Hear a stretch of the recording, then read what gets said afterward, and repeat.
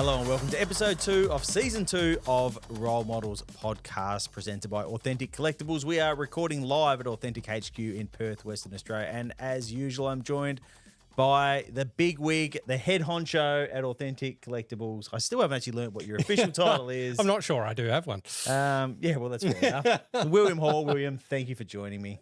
You're more than welcome. Welcome to our illustrious office as usual. It's always a pleasure to be here. It's a timestamp, but it's a Friday afternoon, which is my absolutely favourite time to be recording because we normally enjoy a little beer while we're doing it. Anyway. Pause for effect. So, keep an eye out for the code word as this episode goes on. If you send us the best comment or whatever. Leave your best comment. Yeah, leave your best comment.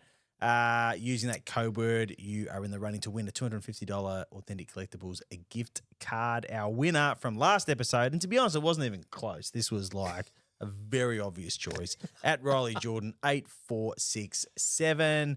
He said it took me 33 minutes of this episode to realise that AVL was proudly rocking his pristine pair of white Crocs. What a staggering discovery. Brackets, great choice of footwear. AVL, I could not agree more. Riley. You're not wearing them today, though? I'm not wearing them today, no. We are off to the Speedway later this evening, and I don't see them necessarily as Speedway-appropriate shoes. Although, if you're going to get dirty, I guess. True. And there is... they do have the JPM, Jason Pride Motorsport little Croc jewels. Both of our Crocs have those jewels on them, I believe. Yeah, so I could have done that, but anyway, I've gone the formal sneaker option. Formal for the podcast this evening. Anyway, what has been happening in the world? Well, it's sort of there's been a reasonable amount in motorsport land, hasn't there? Even today, you were breaking engine news. Yes, yeah, it was quite interesting the way that kind of rolled out because it sort of started as here's an extension of the GM/KRE deal, which we sort of went, okay, it's interesting to know what this actually means and why this announcement is going out. So a couple of phone calls and we kind of had the inside running on the fact that it is an exclusive deal. So it basically brings the tug of war to an end. It's done now. So, which is probably slightly surprising because it was obviously a really hot topic in Sydney. Ford and 888 both really pushing for KRE to do both of those motors. GM dead against it. Supercars not making a public statement on where they sat on it, but the board voting that they didn't want it to happen and saying that it couldn't happen. You had Walkinshaws as the impending Toyota homologation team saying absolutely not. Yes. You had Kenny Mack saying, I'll do Chev. I'm definitely going to do Chevs. If I can do Fords, I guess I'll do that. But not being the sort of laid back character that he is, not overly sort of committed, fussed either way. And it really sounds like, he's eventually reached a point. Oh, sorry, to backtrack, there was still a sense when we left Sydney, particularly from the people on the Ford side, that this was just a bit of GM being a bit heartbroken and trying to sort of inflict a bit of pain back the other way, and that eventually cooler heads would prevail. Yeah. And we absolutely haven't even reached that point. No. And they've gone and locked Kenny into this deal. From the comments Kenny made today, it was very much about the fact that he just felt it was going to cause too much drama to try and do both. The interesting thing is for someone like him and his engine business, when you're building motors for professional sport like that are operating this pool thing, it's all about keeping costs as low as possible. And you'd probably be surprised at how little money that business actually makes out of doing supercars engines as opposed to sprint car engines, which are sold into an open market and can have much higher markup on them. And all that sort of stuff. With the supercars deal, it was designed as a cost control measure to go the way we've gone, and as such, they weren't bullied into a situation of getting to where we've gotten to. But it's very much we need it to be this level. Yeah. And this level of cost, sort of, you need to come to the party here. Well, and both sides did in terms of, on the Ford side and what Kenny did on the GM side. Yeah. But it definitely isn't a situation where, on the Speedway side where you're like, if you want a good, strong engine, this is what it costs. You go and buy a Kenny Mac engine because that you know what you're going to get. Yep. It's just not the case with this. Yeah, so and that can be not a, and it's that, not a huge money making part of his business. It's not. And adding all those Ford motors wouldn't have suddenly made it a huge money making part. He still would be making sprint car and that sort of stuff. So there's some logic to what he said in terms of, you know, he does still have the rent, he does still have the electricity and all that sort of stuff, which that would all get amortized across then all of the engines rather than just the GM stuff. Yeah. No, but he would still need more people and things, there'd be more costs. Definitely benefits to doing it, but I kind of understand. I think we're so far down the control path that I just the enthusiast of competitive motorsport still likes the idea that those motors come from a different shop, even though it doesn't really mean anything. No. I think that, I don't know, I do fundamentally, I think if it had all gone the other way, I would see the benefit of it and understand it. I do kind of like the way it's played out. And that's kind of the problem with this is this argument you can definitely quite easily see both sides. Yeah. But I it's adding I like the I sort of I don't know. I like the fact that GM stood their ground as well. Yeah, absolutely. And said, no, we feel that this guy's the best in the country, the best in the business at doing these motors. He's part of the competitive edge that we have enjoyed through the Gen 3 era, and we're about to lose the team that's done the majority of the winning for us. We're not just going to roll over and let everything not necessarily flow out the door, but just have any element of the hard work that we've actually done, because people talk about the fact they don't invest as much as Ford and this and that. But, you know, they've obviously had some key pieces in the right places and not just rolling over and letting all that disappear, I think is admirable to some extent as well. And from his business, the GM side of things is very important outside of supercars. Definitely. Yeah. So if he's going to pick a side, he's always going to fall on the GM side because that's where his business makes its money. So, you know, from that point of view, it makes sense. On the 888 side of things, if there's one thing 888 are known for, particularly in the commercial side, is their loyalty to partners and people involved in the business. And so I can see where we got here in that Jamie would want Kenny Mac to be part of it. That'll be a scary prospect for them to have to do something different in terms of those motors because there's been this relationship since like the Briggs Motorsport days. Correct. So that will be definitely something weird. And so that loyalty is important. It's something that Roland really instilled in that business. Yeah. So it's something that, you know, you've written about today of sort of what the options might be. Yeah. Well, there's three options. It'll all be a bit scary. There's three options, and one is greenfield, start from scratch, build an engine shop, start servicing motors. One is 888 taking over Motorsport Powertrains, which is the logical scenario, probably. DJR. If you had to pick a favourite sitting here right now, that's probably it. I think that existing teams would be the most comfortable with that. The other option is that there's literally no change. Yep.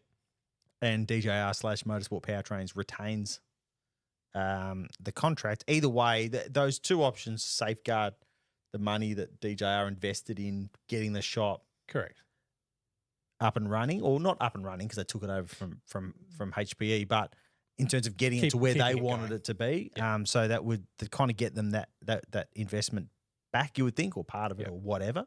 You would think whatever deal the team would do would involve trying to break even on that at the very least. Obviously, if 888 just go on their own, then that doesn't happen. But then you've still got an engine shop. You can still make engines, even if you're not making Ford Supercars engines or whatever. So you don't just turn off the lights, lock the doors and go, okay, well. But the difference between KRE and DJR's engine shop is that DJR's engine shop really only exists to do those motors. Supercar motors. Yep. So it's not like it's got a business to fall back on.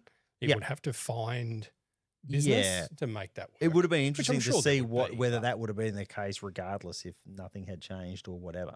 Yeah. Because again, as the KRE's been building more engines, they've been servicing more, and they're still saying, we have to build sprint car engines to actually make this a profitable business. Yeah, correct. So it's all very interesting. It'll be interesting to see how it kind of plays out. I'm slightly surprised we've reached a resolution to the tug of war as quickly as we had, to that part of it. But from a GM perspective, that one was probably easier to lock away than the homologation team stuff. Well, certainly more. They knew exactly what they wanted, and they knew and they've just exactly gone and done it. How to go and get it done, which was A, to play into the fact that they had this long-standing relationship with Kenny, and B, the fact that there was this lingering, not threat, because I don't know for sure the threat to leave the sport was ever made, but there was a question mark over their ongoing involvement, and that's a pretty powerful poker chip to have in your pocket when you're going to Supercars and saying, hey, we really don't want this to happen. And we'd be really upset if it did. And who knows what could happen from there, guys. So, exactly. Yeah. And on the HT side of things, we're still leaning towards a Premier or a Team 18. As we sit here right now, yes. I think much has changed kind of in the few weeks since we last there's some chatted. The Grand Prix has been touted as a, this is when we may know. So I guess that's as we sit here now next week. So don't want to go in too much detail because there may be an announcement on Tuesday. Yeah. But that would still be what I would expect. Yeah. To be the absolute one of the two. Yeah. And that may have all, the cyclone in Queensland, and we're thinking of all our Queensland friends as we record this. That may put pauses on some of that stuff as well. If it is Premier that's in the discussion. Yeah. They've probably got a few other things. Well, they'll be in Melbourne nice and early now for some meetings. So correct. I guess that might it might actually make it go fast. That might work for them. And this KRE deal came out of the blue a little bit, so maybe they're preparing to roll out stages of things. Maybe that was something Kenny wanted some clarity on. Who knows? Yeah, who knows? And these questions may be answered before Benny over here's had a chance to actually put it all together, strap this thing together and get it out on the internet. So I guess that's the risk we're sort of taking. Yeah, discussing that stuff. Sacred Site at Mount Panorama. That's been a fun little roller coaster to follow this week. Some interesting politics at play, and I think it all ended up being simply politics by the sound of it. Yeah, perhaps. I mean, the nature of the nature of the initial story was that there was consideration to an application being made. These stories don't tend to pop up out of absolutely nowhere. So the fact that there was a response saying that there's no application being made, there are nuances where you can say that where it doesn't mean it wasn't something that was on the table at any point. The good news is that the statement from the Indigenous body that was behind it is very clear that there's no intention to affect motor racing in Mount Panorama. Yeah. And that's really which is the important thing. That's for us. That's the important thing. As an industry, that's the important thing, that there is no direct threat to motorsport at Mount Panorama. So that's... As you've said, though, wherever there's a story like that, there was definitely, wherever there's smoke, there's fire. Well, so even if it was only a little bit of kindling, unless a journalist really took a politician's backgrounding from a politician's office and made not one single other phone call about it, which is not impossible, but it's highly, highly unlikely. Yeah. It's I don't necessarily think that the statement's so strongly worded, but the idea that this was all invented out of nowhere and that there was never, whether it might be one phone call or consider it, whatever. But anyway, it was something. The point is, it's been resolved in a way that's favourable for people that enjoy going to Bathurst and going car racing, which is the important thing. Yeah, which is the important thing. That is a good thing. So our favourite Swede is in Sydney this weekend. Yes. May have already won the whole thing by the time this comes out. There's a very good chance, yep. So I don't know how much we want to talk about that. It's quite interesting. I kind of I have got a little bit of FOMO going on. It does look kind of cool. So I do have a little bit of FOMO. I was looking forward I was fine until yesterday, I reckon. I was kind of looking forward to just having a weekend at home and get a few things done, and I'd be able to watch it on TV and it'll be fine. And then all the photos and visions started to come through, and I'm like, oh, I'd actually quite like to be at that. I have found a cure for the FOMO, and that was by sticking a little entry in for the Education Day at Dirt Trackers Car Club on Sunday. Righto. So you've at least got something. So I got something to look forward to this weekend. But I have been. So I was like, that would have been kind of cool to go. It definitely. Should have just jumped on the bird and gone over, given the fact I'm heading east in 2 days anyway. Yeah, exactly. You just loop it in and go straight to Melbourne anyway. Yeah. What else do you want to talk about? You don't get to vote in Vic Park. No. But state election-wise here on Saturday could make or break the street circuit. I don't know. I don't think it's going to. Don't know. Well, for starters, yeah, obviously that would. But I don't even know that the outcome's that critical. No. Because I think the silence from the Liberals on it has been deafening, really, apart from the member of Vic Park making an Instagram video about it. That level of spending on a luxury item like a car race would be the absolute easiest attack fodder if you were against the race. And the Liberals have said nothing about it. Like, you would just be, it's so tailor-made for the opposition to be hammering Roger Cook about it, and they're not saying a word. So I reckon that they're just like, we're just going to say nothing. We don't have to be in support of it. No, just say nothing. We don't. Let it roll but if we through. come out and say we're against it, then we're in the position where if we get in, we have to say, hey, Western Australia, we're going to take a major event off you that you didn't even have yet, because you obviously have so many major events over here in the West. So I think it's actually worked out great for them. As we talk about flying to Sydney or Melbourne. Or I think it's actually worked out great for them because they've just said nothing. But I think saying nothing to me is the equivalent of, well, it suggests that if they get in, they'll press ahead with it. Because otherwise they would just be slamming it. Because $217.5 million, like that's, you could just hammer someone over that. And some of the things that have been used as the reasons why we shouldn't have it are just so far. Well, I like the latest one, which is that the whole point is to move Perth Motorplex there. So we'll have drag racing and speedway. Isn't it going to be amazing? Across us. Be interesting to know how many windows Crown Towers are going to have to replace when a top fueler drives past. Up, so that was when I kind of went, oh, this is actually funny. This is actually not absolutely hilarious. This is not actually connected to reality in any sort of way. This is just. I'm also not entirely sure how many of the frogs and birds and everything else enjoy to gamble or go to the footy. Well, because I made this point to the work guys the other day, guys that aren't overly familiar with the Perth inner city area, and I was like, it makes it sound like David Attenborough's paradise. Yeah. Like it's an old golf course. Well, and before that, it was a tip. This is absolutely not. It's not the Amazon forest through there. Like it's just an old golf course. Yeah. And where were all the haters when we were building a 45,000 seat stadium? And it's very bizarre. weird. The picture that's been painted of the Burswood Peninsula is very different to the Burswood Peninsula in my experience. We drove around 12 months or so ago and made a video. So I don't know the state election is going to make or break it, because I actually do think there's bipartisan support for it. And I think Cookie's going to win anyway. I think so. I think if you're a bear, I haven't looked at the odds, but they'd be pretty strong. I would think so. It's probably a bit of a moot point anyway.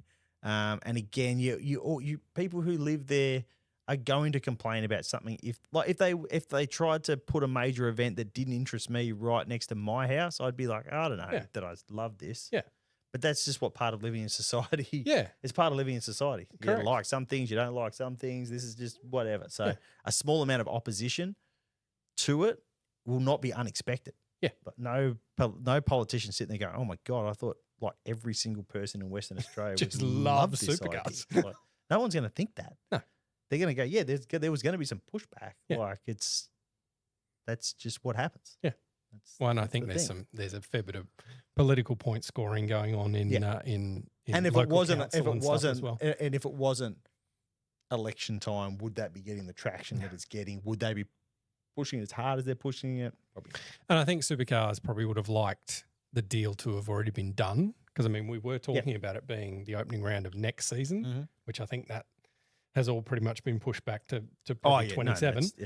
Whether that's been officially said or not. But it would have been nice from Supercars' point of view that it all just got signed off and it was all done and locked away before the election anyway. But I think that would have been their ideal outcome, but anyway. But I think the government might have spun it to be a bit of a, well, here's an election promise that we can hang our hat on a little bit.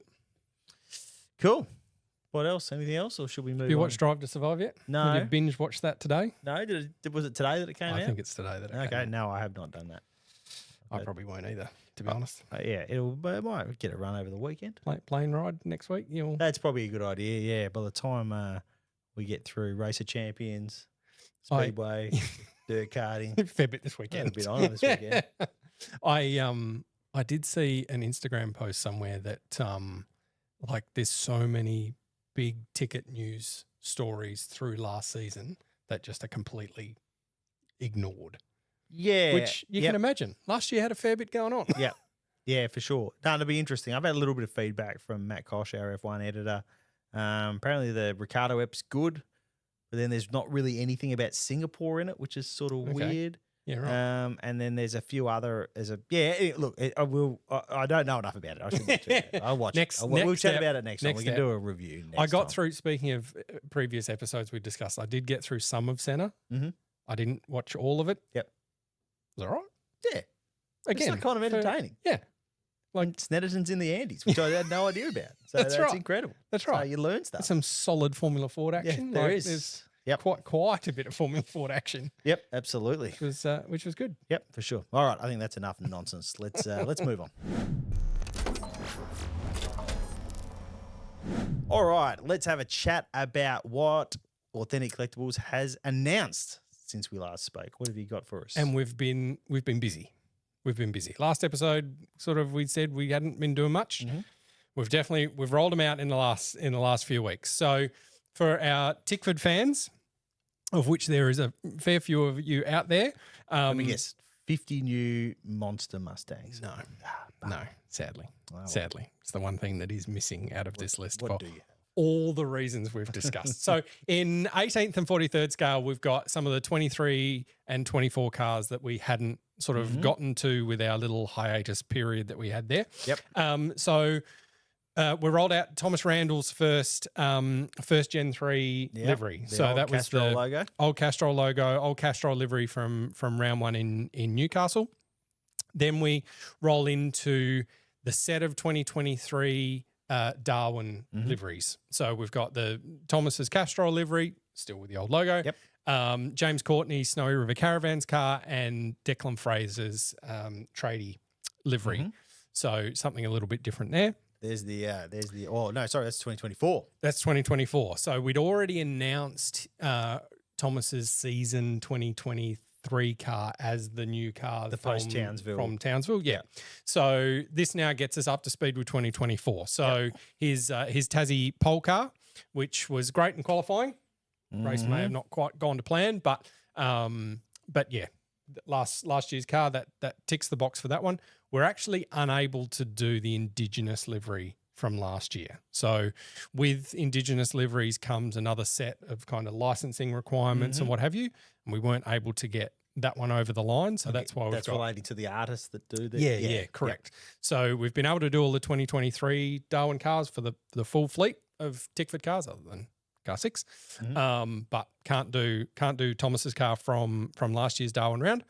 And then we've got the Sydney wildcard round of Lockie Dalton. So Lockie at the Super Night last year ran the wild card there. So we've got his car as well. So that's all in 18th and 43rd scales. Then we move into sprint car land, and the first one has gone already. Yep. So the dirty version of Kyle Larson's. I hope you mean gone except limits. one. Yeah, I hope you mean gone except one, William. There may be one put aside, maybe Excellent. two. So this one we put out to pre-order on our website. Kyle had some for his store in the US as well, and they sold out in like 3 minutes. So there are 1,000 of those. So some retailers may still have a couple, but you'll need to do some searching around to find those. And we hope to have those kind of in the next few months if all goes to plan. Then we've got some new announcements that will be a little bit further down the road, but we've got another version of Jason Pride's car, which brings it up to the more current livery. Yep. Jock Goodyear's car from High Limits. Yep. Callum Wilson's, Williamson's, blah, blah, blah, get it out eventually. His car again from High Limits. I'd head down to Turn 1 at Motorplex and you'd sell a few of those at Cal's Corner down there, I reckon. Well, and through his website, I think they might have already sold quite a few to those fans. We've also got James McFadden's High Limits car. James obviously won the first 2 nights. Yep. And then just pulled up short on the final night. Been in some form, but. Oh, mate. Been in some form. Has he been in some form this year? And Dane Kingshot, the number 2 car, we're making that one as the WA versus USA car. So that's not a High Limits version. Yep. And there could be every chance that he takes the title this year. Could be the championship winner again. Could be the championship winner. Then back to Supercar Land and into 2025. So first of our 2025 cars we've announced are the Shell V-Power Mustangs. Obviously designed inside these I was about walls. to say fairly close to home, these ones, given that they were designed in this office. So of course they were the first ones that we would get out the door. So again, 18th and 43rd, get your pre-orders in at your local stockists, or you can obviously register your interest on our website at authenticcollectables.com.au. The last thing we've also got, again in Shell colours, is a limited edition print of this year's livery. So they're available to pre-order now as well. So again, head to our website, head to your local stockists and get your order in for a limited edition print. There's some cool stuff going on there. Absolutely. I will give you that one. All right, we'll be back in a moment with some of your questions. Alrighty, let's crack into some of your questions. This is always a bit of fun, and love it when we kick off with Pants 17, who is a regular, well, I assume a regular watcher / listener. I hope he's a regular customer too. He's a regular question asker. Do you think we'll ever see Nissan Merc or Volvo supercar from Authentic? That's a good question. It is. I'm not sure that we will. I mean, we've done Nissan Bluebirds. That's not exactly in the supercars era, though. That's more Group C. Yep. And going back and doing some of those oddities are probably something we're more likely to do than go back and do supercars era stuff. Yeah. Simply because as our industry has evolved, sort of the supercar era, or at least the last sort of 20 years of supercars, have been pretty well covered. Yep. You know, teams have had deals with one of us. Yeah, so there's been Nissan, there's been Altima supercars. Yeah, and there's been you're retreading fairly modern ground. Yeah. So we'd be more interested in going back and doing them and obscure things like Nissan X's that Cito debuted at Bathurst in. What about a Volvo? Was it a 240 that Bowie and Mark Peck? I can't remember what the designation of it was. But or was it for who else races Volvos? I'm not the history man. Robbie won the championship in 85, right. I want to say. 85, 86. Yeah. Jim won 1 year in the BM. Yeah. And Robbie won the other. One of those old Volvos. You were like cool. 1 or 2 at that stage. I think they've been done recently. Anyway. Yeah, okay. We tried to do them with Auto Art when we were a different brand, and we just never got the numbers high enough to make it worthwhile because that was all die-cast opening parts, etc. I think they've been done in resin since. And that's the thing, you know, we can do some of it now with resin being how good it is. We can go back and do some of that more odd stuff and fill some of the gaps in collections and what have you. But as I say, with the Volvo and the Merc, you know, again, we did the Merc. We pretty much covered all the bases with that. I would love to still have that tool. There'd be some cool stuff we could do with that tool. But yeah, sort of all the actually raced stuff pretty much has all been covered off. Fair enough. Righto, question for AVL from Ken McKell. Although it's no longer an enduro round, should the Sandown race continue to promote retro liveries? It'd be good for me. Yes, it would be good for Authentic. It would be good for the people watching at home. It is expensive to do it.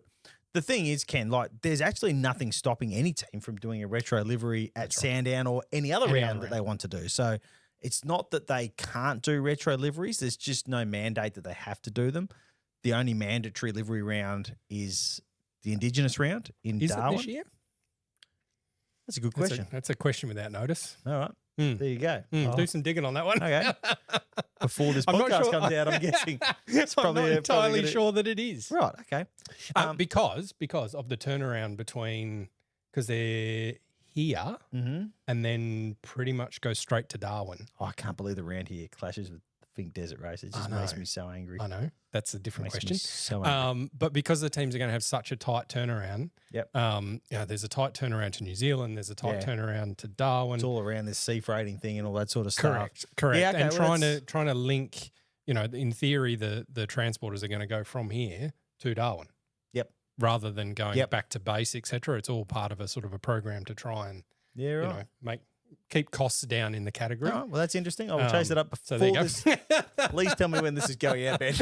I do need that on the website. If that is the case, well before this goes out. Anyway, so back to the question. Yes, I understand why it's not a mandatory retro round. Perhaps if things change, there is scope to do with the Indigenous round. There is scope to do that. Teams can still do it. Hopefully, some do. It's always cool. I think even last year we had retro cars there, right? Yeah, we did. Yeah. Yeah, so it still happens. And the like retro round in footy and stuff, that tends to be driven by Fox, not by the AFL and things. So where they do cool stuff. So it's it'd be up to Fox to probably go, this is what we want to do. Yeah, and then maybe stump up some coin to make it happen. All right. This is a question for you from Dylan Scarborough, who says he had the pleasure of meeting you at SMP and having a great chat at the back of Pit Lane. We did. He's wondering if AVL is as handsome in person as Will is. Oh, mate. Well, I was there too. Obviously not if I was blending into the background, so nothing to write home about there, it would appear. Dylan, did Will end up getting all the photos he needed? Absolutely on a serious not. note, can we ever expect a scale driver figurine series?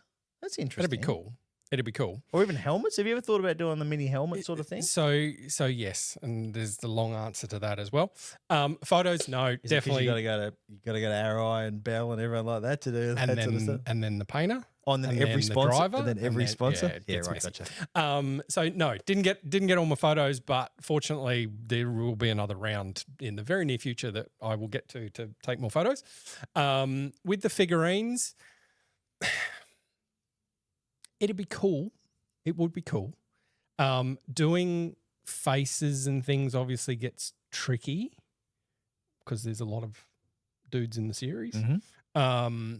And helmets, is a problem. So some helmets do get done in like full scale, but mini helmets and things, it gets really difficult because drivers tend to be not great with this sort of stuff.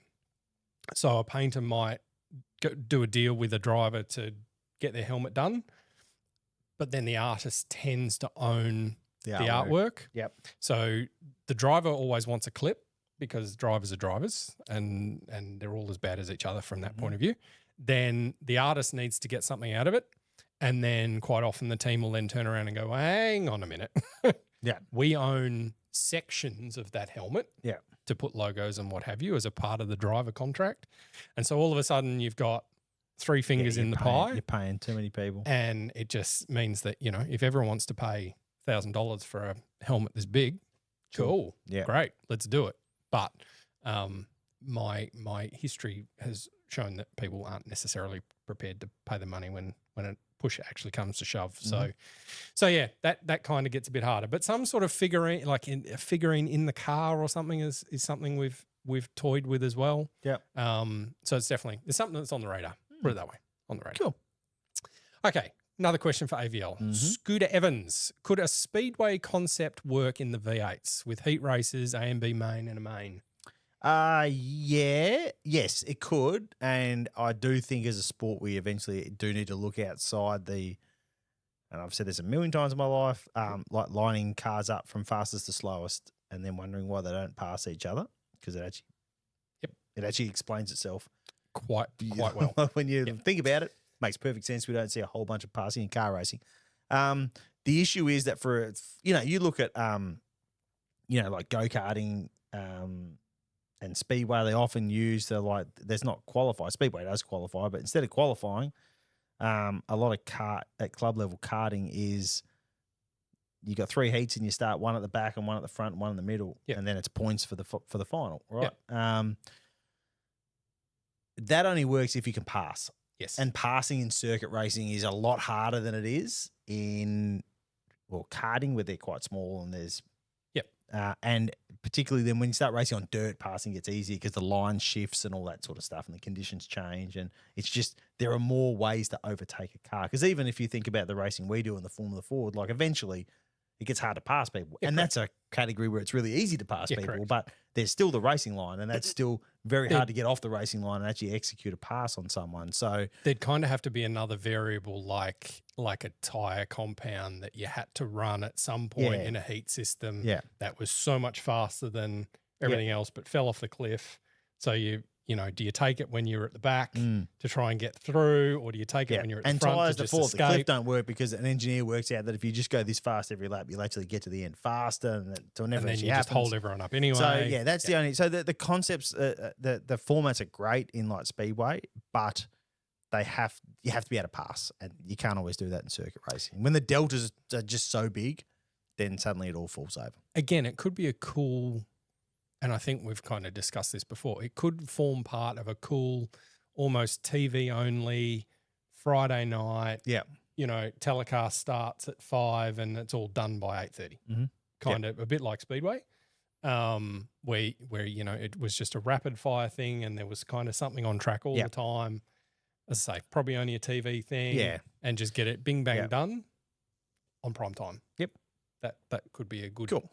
A good thing. All right. Rob Thompson asks you, Will, do you guys or other model companies keep an eye out on the Code 3 builds, custom builds that people make online? Is this something welcomed by the companies or is it frowned upon? Gonna sue you all.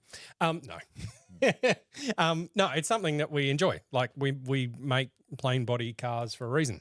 It's so that Code 3ers can go and do some cool stuff. And then there's stuff that, as we've discussed, we can't do. Officially, so but you can't stop some can't stop a Code 3 going and doing it. Some guy or gal sitting at home doing it. Yep, exactly. So from that point of view, you know, if the car's not available, well then of course we want the ability for punters to go and kind of acquire them in a different way. Yep. Because it just keeps our industry going, keeps the world going. So from that point of view, yep, absolutely, have no problem with it, and definitely follow along. And sometimes get some good ideas from it as well, which you guys won't like. But anyway. So Ryan Patrick asks Ryan Fitzpatrick, sorry. One for AVL. Now that we have the playoff style system in the series, do you think we could move away from a podium finish, and go to NASCAR style where there's only one winner goes to victory lane? Yeah, you could. I think this is a great idea. Do you? Yeah. Yeah, I like the podium. No. I also don't like that we have more than one podium per weekend. I don't know that I have that strong opinion on it either way. I do, because we do like race winning ones and like celebrate the winner for the weekend. Yeah, I don't know. I don't pump some confetti on it, get the driver up on the roof, like have a proper celebration. But there's 3 races. I think I do that every time. So the theory to get away from that would be there'd be the 3 podiums, but then there's a round winner. I think we got rid of round winners years ago. I know, and we need them back. There's some bloke who runs 3 times. Don't care. He's consistent, and I mean that's how you win a championship. It'd be odd if you'd gone nowhere near the top step of the podium, but you rolled into victory lane. Doing doughies. That would be an odd thing to do. Doing doughies. It'd be great. I think you've lost the plot there. No. More cars for me to make. All right. Wardy 555 asks, are we likely to see the Ryko Mustang, or is that more of a corporate project? Has Wardy just spotted that in the background? I think he might have. I think it was there in the last episode. So no, they're corporate projects. I'm not even entirely sure what Ryko are using those ones for, but partners of the series get in contact with us all the time. They want to represent their brand and have things for either giveaways or just corporate gifts and what have you. And we love it. We love doing them. So if Wardy rang you and said, I want like a Mustang, that's in like Subaru blue with Wardy and the big 555 down the side, and he was willing to pay. Yeah, he only needs to buy 300 of them. 300, you'd make him for absolutely. The Wardy 555 Mustang. Absolutely. There you go, Wardy. You're in business there, my friend. Okay, I think is this the last one, Benny? I think this is the last one. So. We're pushing through. So this is Cedric. This is one of our international friends. So, hi guys, one favour. Hi guys, do you think that if Chevrolet is not chosen by enough teams, it could leave the championship and therefore Toyota will not necessarily join Ford, which becomes a risk for the championship as a whole? No, absolutely not. So Toyota's deeply committed both financially and in terms of basic public commitment. It would be very, very difficult to walk back. GM is committed into the foreseeable future, committed to the Camaro until the end of 2027. The licensing agreement with supercars runs until, I think, the end of 2027. Toyota comes in 2026. So we will have 3 manufacturers on the grid for 2026 and 2027 at the very minimum, and probably well beyond that, I would imagine. Oh, there is one more. Oh. We weren't finished. Whoa, watch out. We went to sleep there for a second. All right. Thomas Hayes, 2650. Hi, guys. Just wanted to ask when... And by guys, he means Authentic Collectables. When you would start work on the new Supra for next year, I assume it won't be for a while yet since the homologation won't happen for a while. Also, is there any chance of a launch spec Supra being made? Well, that'd be good because you just make that one out of clay. Yeah, that's right. That's what we've seen. And everyone gets to play Play-Doh at home. Yeah, exactly. Yeah, just like they did at the track. So there's a few moving parts to that question. Number one, I need to do my deal with Walkinshaw's. I need to do a deal with Toyota, and I need to do a deal with whoever is the other Toyota team. Because obviously it would only make sense if we were doing all of the Toyotas, not just one team, not the other. So there's that. Need to lock all that away. And then, yes, homologation-wise, I don't think that's going to happen until probably Q3 at the absolute screaming earliest. So we won't start until ticked off all those 3 from before, but then also wait for that homologation. Once we've done that, we'll definitely do the launch car, but we would do that as however it ends up being homologated. I don't think it'll be vastly different. So put the launch livery on the homologated.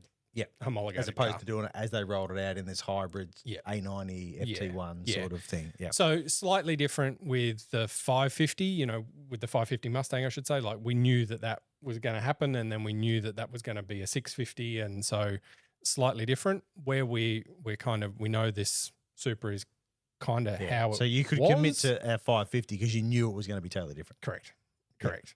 And then we knew then that the 650 we'd do as die cast and opening parts and blah blah blah.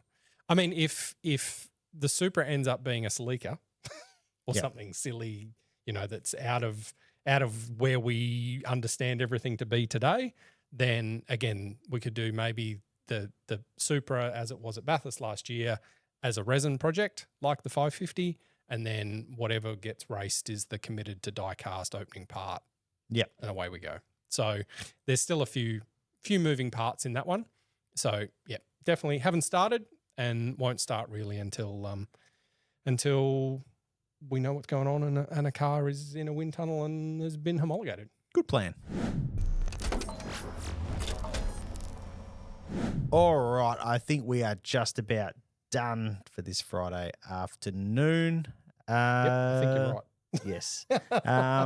We've got 55 late models to go watch we do. at Perth Motorplex. We do, absolutely. There is an auction going on at the moment, one of your little one-off, get your bids in sort of up thing. And running. What have you got for it's being Grand Prix week next week, this week, by the time you're watching this. We thought we'd give it a bit of a Melbourne Grand Prix vibe. So we've got Chaz Mostert's ZB Commodore from the AGP a few years ago. So that'll be up for auction, that everyone can get their bids on. Great. So head to our website. And, this was was this the prototype or was this? So it's a decorated sample. So so it's not a production sample or anything like that. It's our first deco sample of that one. So it'll have a few little gremlins on it or something that perhaps aren't quite right compared to the production version, but that's all part of the process. It is. It absolutely is. Well, I reckon we should leave it there. Let's go speedwaying, shall we? Let's do that. Thank you for joining me for this little chat, William. Thank you for coming. Thank you for watching or listening or however you're enjoying this. Make sure you get that code word in for your chance to win some cash. And by cash, I mean cash that you can spend at Authentic Collectables, not actually cash. And we'll be back at some point after the Grand Prix with some more role models. See you guys.